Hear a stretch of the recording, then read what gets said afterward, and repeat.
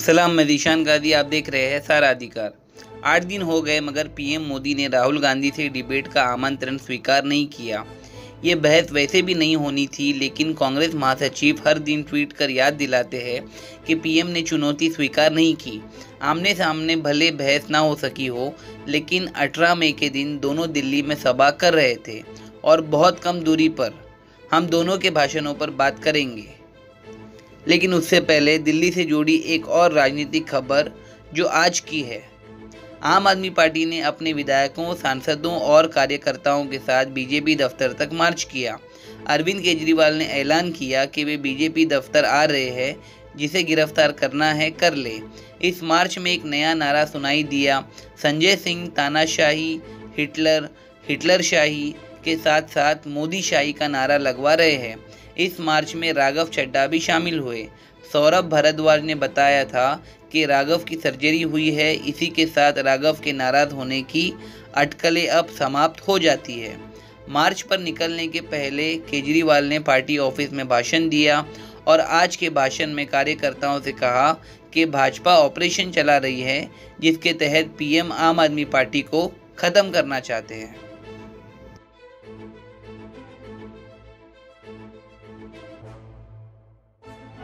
इन्होंने मनीष सिसोदिया को गिरफ्तार कर लिया, इन्होंने सत्येंद्र जैन को गिरफ्तार कर लिया, इन्होंने अब ये कल मेरे पीए को गिरफ्तार कर लिया। बताओ, मेरे पीए तक को गिरफ्तार कर लिया।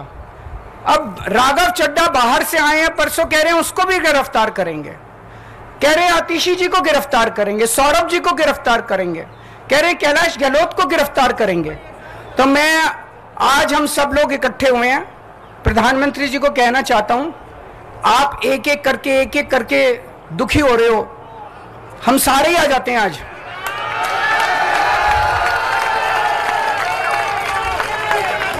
आप हम सबको गिरफ्तार करके देख लो। आज आप हम सबको गिरफ्तार कर लो, हम कोई डरने वाले नहीं है। अब आते हैं पीएम नरेंद्र मोदी और राहुल गांधी के भाषण पर। देखते हैं दिल्ली में राहुल और मोदी के मुद्दे किस तरह से बदल जाते हैं। हमारा फोकस मुख्य रूप से राहुल के भाषण पर है। विपक्षी रैलियों को सुना कीजिए। चुनाव के बाद जब नतीजे अनुकूल नहीं होंगे तब 100 जानकार लेक्चर देंगे कि विपक्ष ने सही मुद्दे नहीं उठाए, विपक्ष को भाषण देने नहीं आता है।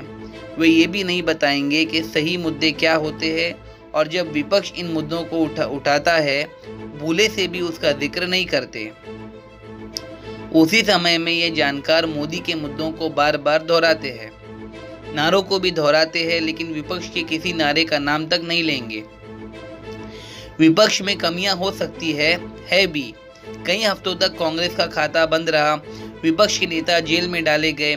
इसके बाद भी विपक्ष ने 2024 के चुनाव में मजबूत भूमिका अदा की है। दिक्कत यही है कि कांग्रेस हो या विपक्ष का कोई दूसरा नेता हो, उनकी बात रैली से आगे अखबार और चैनलों पर नहीं पहुंचती, ताकि जनता के दूसरे बड़े हिस्से तक पहुंचे। अगर पीएम मोदी ने कहा होता कि राहुल गांधी को बुलाए, डिबेट करेंगे, तो 100 कैमरे हर दिन राहुल गांधी का पीछा कर रहे होते और राहुल को डिबेट से भागता हुआ दिखाया जाता। आज राहुल ही मीडिया को और बीजेपी को खदेड़ते नजर आ रहे हैं। नरेंद्र मोदी के आपने इंटरव्यू देखे होंगे, उनके 4-5 वो जर्नलिस्ट हैं, उनके चमचे, उनके साथ इंटरव्यू देखा आपने? देखा ना?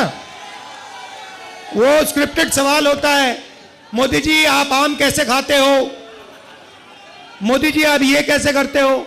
अब गलती से क्या हुआ, वो स्क्रिप्टेड वाले इंटरव्यू में एक पत्रकार ने पूछ लिया, मोदी जी एक बड़ा एकेडमिक है, उसने कहा है कि हिंदुस्तान में अमीर होते जा रहे हैं और गरीब होते जा रहे हैं, इसके बारे में आप क्या सोचते हो। और नरेंद्र मोदी का जवाब आता है, क्या मैं सबको गरीब कर दूं। मतलब सोच देखिए, आपसे कोई नहीं कह रहा है कि आपको सबको गरीब करना चाहिए। सवाल यह है नरेंद्र मोदी जी, और आपके पत्रकार ने आपसे पूछा है कि हिंदुस्तान में 20-25 अरबपति अमीर होते जा रहे हैं और गरीब गरीब होते जा रहे हैं। यह है सवाल। भाइयों और बहनों, 30-35 इंटरव्यू दिए हैं, वही 5-10 जर्नलिस्ट, 2-3 इंटेलेक्चुअल्स ने, पत्रकारों ने मुझे चिट्ठी लिखी, पब्लिक अनाउंसमेंट किया और नरेंद्र मोदी जी को चिट्ठी लिखी और कहा कि नरेंद्र मोदी जी, लोकतंत्र में डिबेट होना चाहिए, डिबेट जरूरी है, आपको राहुल गांधी के साथ डिबेट करना चाहिए। जो आपके विचार हैं आप रखिए और जो राहुल गांधी के विचार हैं वो भी रखेगा। सही बात है ना? मैं तैयार हूं कहीं भी किसी टाइम भी नरेंद्र मोदी डिबेट करें मेरे साथ। आपको क्या लगता है नरेंद्र मोदी डिबेट करने आएंगे? नहीं आ सकते हैं। चांदनी चौक की सभा में राहुल ने अपना क्वेश्चन भी आउट कर दिया। बताने लग गए कि अगर डिबेट हुई तो वे पीएम मोदी से क्या क्या सवाल करेंगे। मुझे नहीं लगता कि ये बहस कभी होगी, लेकिन पीएम मोदी अपनी अगली किसी सभा में राहुल गांधी के इन सवालों का जवाब दे सकते हैं और ये भी बता सकते हैं कि अंबानी और अडानी के उस टेम्पो का क्या हुआ जिसमें काला धन भरकर कांग्रेस के दफ्तर पहुंचाया गया था। अब वे उस मुद्दे को क्यों भूल गए हैं, टेम्पो को क्यों भूल गए हैं, अंबानी और अडानी का नाम अब क्यों नहीं सकते हैं? क्योंकि मैं आपको बताता हूं क्या होगा। सीधी सी बात है, नरेंद्र मोदी जी आएंगे, पहला सवाल मैं उनसे पूछूंगा, नरेंद्र मोदी जी आप मुझे बताइए, ये अडानी जी जो हैं इनका आपके साथ क्या रिश्ता है? हिंदुस्तान में आपने इनको एयरपोर्ट दिए, पोर्ट्स दिए, इंफ्रास्ट्रक्चर दिया, डिफेंस इंडस्ट्री आपने इनको दे दी, अग्निवीर आपने इनके लिए किया, जवानों से शहीदों का हक खींचना।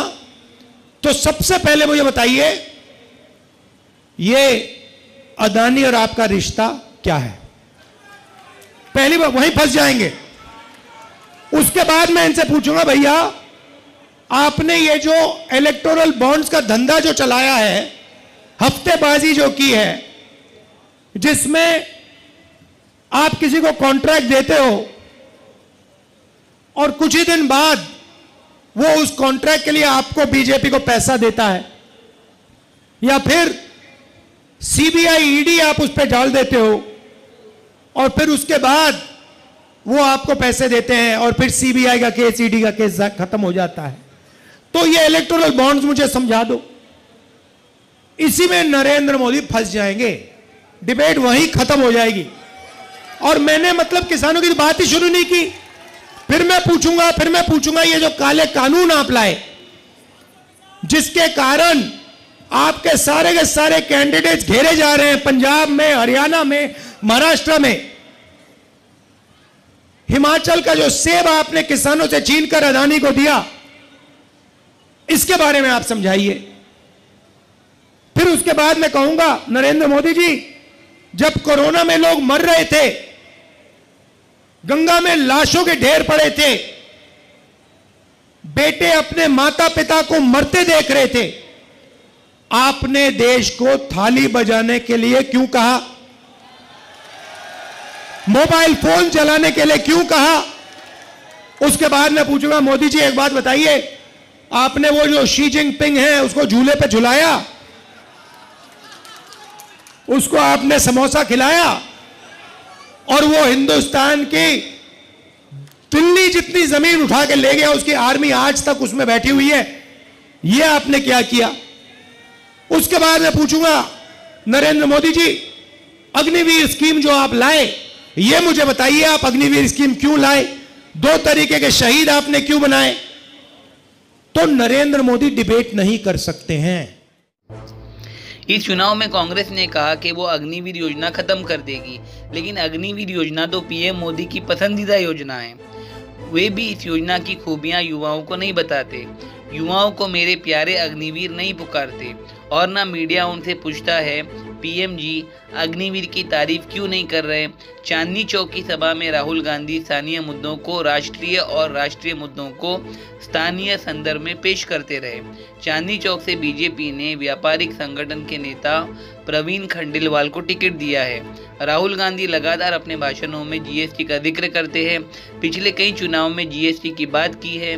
उन्हें व्यापारी वर्ग का कितना समर्थन मिला ये तो कहना मुश्किल है। आमतौर पर व्यापारी वर्ग बीजेपी का ही समर्थक माना जाता है, फिर भी राहुल गांधी हर सभा में जीएसटी की बात करते हैं। जीएसटी के साथ साथ मीडिया के बारे में राहुल गांधी की जानकारी थोड़ी बेहतर होती जा रही है।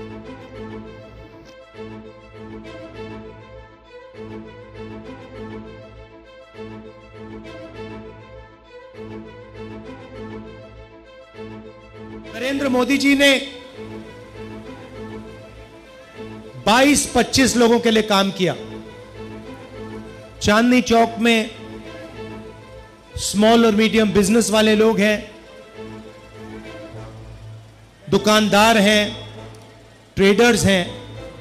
मैं आपसे पूछना चाहता हूं, नरेंद्र मोदी जी ने पिछले 10 सालों में आपके लिए क्या किया? नोटबंदी से क्या किया आपके लिए? मुझे बता दो, एक बात बता दो, एक काम जो नरेंद्र मोदी जी ने छोटे व्यापारियों के लिए, चांदनी चौक के व्यापारियों के लिए, दिल्ली के व्यापारियों के लिए एक काम किया तो बता दो मुझे, क्या है?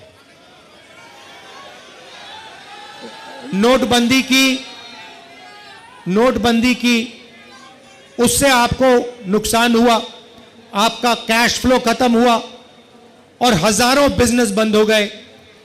गलत जीएसटी लागू की, 5 अलग अलग टैक्स, 28% तक टैक्स, और टैक्स में भ्रष्टाचार, एक्सटॉर्शन बढ़ाया बीजेपी ने। तो मैं आपसे पूछना चाहता हूं, मुझे आप बताओ कौन सा काम नरेंद्र मोदी ने आपके 18 मई को पीएम मोदी की भी दिल्ली में सभा थी। वे उत्तर पूर्वी दिल्ली में मनोज तिवारी के लिए प्रचार कर रहे थे, जहां से कन्हैया कुमार कांग्रेस के उम्मीदवार हैं। इस चुनाव में मनोज तिवारी बीजेपी के अकेले सांसद हैं जिनका टिकट नहीं काटा। अपने भाषणों में पीएम कब राजनीतिक हो जाते हैं, कब अवतारी पुरुष हो जाते हैं, पता नहीं चलता। उन्होंने कहा कि वे अपने लिए नहीं जन्मे हैं। उनके भाषण में कब उनके बचपन की कहानी शुरू होती है, कब जवानी की, कब घर की कहानी शुरू होती है, कब घर छोड़ने की, पता नहीं चलता। साथियों, मैं इसे ईश्वर का आशीर्वाद मानता हूं कि परमात्मा ने मुझे देश के विकास को तेज गति देने के लिए आपकी सेवा में भेजा है। 50-60 साल पहले मैं अपना घर छोड़ करके निकला था। तब मुझे भी पता नहीं था कि एक दिन लाल किले पर तिरंगा फहराऊंगा।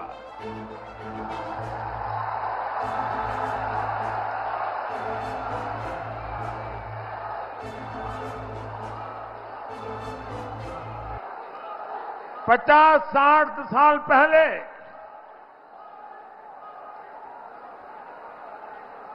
जब घर छोड़ा, सब कुछ छोड़ चुका था, सब कुछ छूट गया था। लेकिन तब मुझे पता नहीं था कि एक दिन 140 करोड़ भारतीय ही मेरा परिवार बन जाएंगे।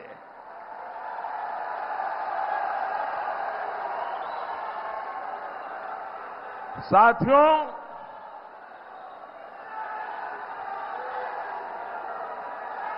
न अपने लिए मैं जिया हूं,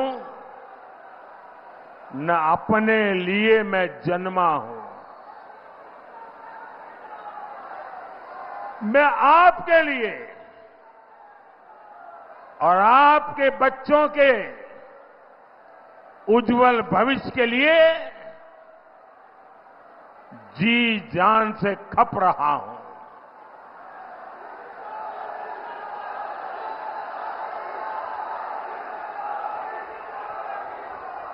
समाज जीवन का स्वाभाविक क्रम है कि हर परिवार, घर का हर मुखिया अपने वारिस के लिए सोचता है, योजना बनाता है और कुछ करता भी है। मुझे तो वो भी नहीं करना है। मेरा कोई वारिस नहीं है। अगर मेरा कोई वारिस है तो आप ही मेरे वारिस हैं। 140 करोड़ देशवासी वही मेरे वारिस है। और इसलिए मैं आपके लिए ही दिन रात मेहनत कर रहा हूं। केवल पीएम ही दिन रात काम करते हैं। जब वे दिन रात काम करते हैं तो उनके मंत्री भी करते होंगे। उनके मंत्रियों ने तो कभी दावा नहीं किया कि वे भी पीएम के साथ साथ दिन रात काम करते हैं। पीएम अचानक दैविक भाषा का इस्तेमाल क्यों करने लग जाते हैं? खुद को महामानव बताने में उन्हें ज़्यादा मजा आता है ताकि जनता को लगे कि कितना काम कर रहे हैं, जबकि जनता को पूछना चाहिए कि आप जो इतना काम करते हैं, हमारी हालत इतनी खराब क्यों है, बेरोजगारी क्यों है। दैविक उद्देश्य राजनीतिक कार्य से बिल्कुल अलग होता है। पीएम खुद को नेशनल पुजारी तो बना ही चुके हैं, अब नेशनल अवतार की तरफ भी बढ़ने लगे हैं। ईमानदार होने की अंतिम गारंटी यही है उनके हिसाब से कि किसी का कोई वारिस नहीं, या जिनका वारिस होता है वो ईमानदार नहीं होते। उस हिसाब से तो राहुल गांधी का भी कोई निजी वारिस नहीं। इलेक्टोरल बॉन्ड का हाल सबने देखा। सुप्रीम कोर्ट ने पीएम मोदी के बनाए गए कानून को रद्द कर दिया और कहा सारी जानकारी सार्वजनिक की जाए। ये कानून अवैध है। क्या क्या नहीं सामने आया उसके बाद। किसी कंपनी के यहाँ छापा पड़ा और फिर उसी कंपनी ने बीजेपी को कई 100 करोड़ का चंदा दिया। सत्ता से बड़ा कोई वारिस नहीं होता, उसी वारिस के लिए लोग लड़ते हैं। कुर्सी से बड़ा कोई वारिस नहीं। मोदी जानते हैं कि ये लड़ाई वारिस और विरासत की नहीं, कुर्सी की है, लेकिन अपने भाषण को किसी और दिशा में ले जाते हैं। गनीमत है कि वे अपने भाषण में दिल्ली में हुआ विकास का भी जिक्र करते हैं। कहते हैं कि 10 साल में दिल्ली में बड़ा बदलाव हुआ। इसके बाद भी बीजेपी ने अपने जीते हुए 7 सांसदों में से 6 के टिकट फिर क्यों काट दिए? आपने G20 सम्मेलन के दौरान देखा है कैसे दुनिया के शीर्ष नेता दिल्ली को देखकर चकित थे। आज यहां भारत मंडपम और यशोभूमि जैसे आधुनिक कन्वेंशन सेंटर बन रहे हैं। नया संसद भवन हमारी शान और बढ़ा रहा है। नेशनल वॉर मेमोरियल आजादी के बाद देश के जवान इसके लिए मांग करते थे, प्रतीक्षा करते थे। देश का दुर्भाग्य देखिए, जब तक मोदी नहीं आया, दिल्ली में बैठी हुई सरकारों को देश के वीर जवानों के सम्मान में वॉर मेमोरियल बनाने का उनको महत्व नहीं समझ आया। देश में लोगों की सुरक्षा करते करते करीब 35,000 पुलिस के जवान शहीद हुए हैं। हमारी रक्षा करते करते शहीद हुए। उन पुलिस मेमोरियल के लिए देश के पुलिस के जवानों को 70 साल इंतजार करना पड़ा। मोदी आया तब जाकर के बना। दिल्ली की सभा में पीएम मोदी का भाषण काफी अलग है। वे यहाँ पर्यावरण की बात करते हैं, इलेक्ट्रिक बसें चलाने का श्रेय लेते हैं, आवास योजना का नाम लेते हैं मगर विस्तार से नहीं बताते कि दिल्ली में कितने लोगों को इस योजना के तहत घर मिला है। वे केजरीवाल की मुफ्त बिजली योजना के सामने अपनी सौर योजना रखते हैं और बताते हैं कि उसे भी मुफ्त बिजली मिलेगी। जो गरीब और मध्यम वर्ग की बचत को बढ़ाने के लिए मोदी ने एक और योजना शुरू की। ये योजना है पीएम सूर्यघर मुफ्त बिजली योजना। ये योजना दिल्ली के लोगों के लिए ट्रिपल बेनिफिट वाली है, 3 फायदा कराएगी। इस योजना में आपका 300 यूनिट तक का बिजली बिल 0 हो जाएगा।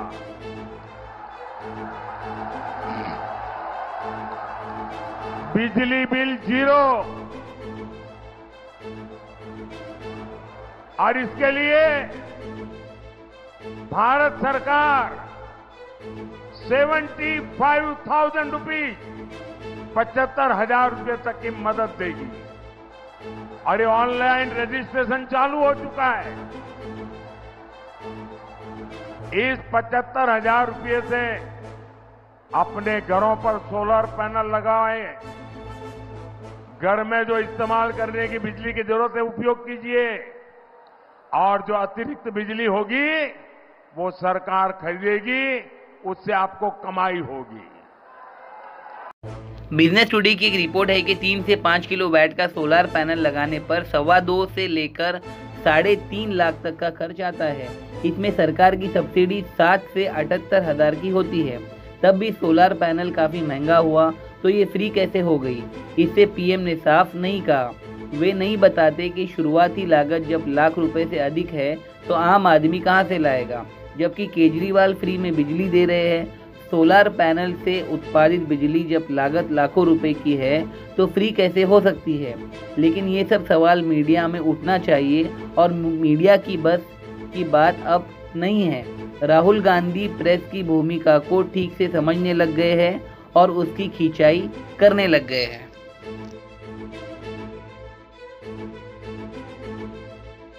प्रेस के मित्रों, आपका भी स्वागत, मगर आप हमारे मित्र नहीं हो। कहना पड़ता है,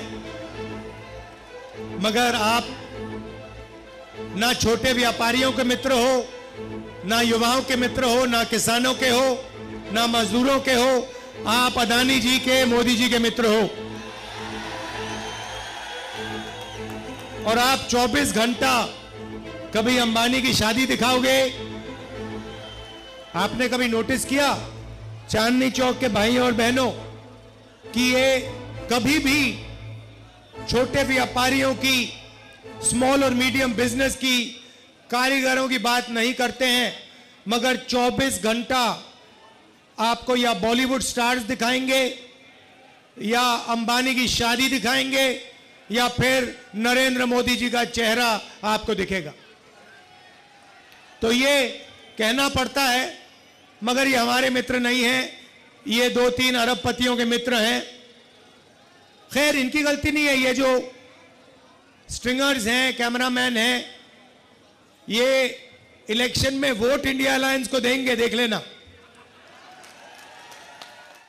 दिल्ली में मतदान 25 मई को है। जाहिर है अगले 4 दिनों तक दिल्ली में चुनावी घमासान होने वाला है। रैलियों में नेताओं के भाषण सुना कीजिए, पता चलता है कैसे बात बनाई जा रही है, छिपाई जा रही है और घुमाई जा रही है। मैं ज़ीशान काजी, देश और दुनिया की तमाम खबरों के लिए देखते रहिए सहारा अधिकार।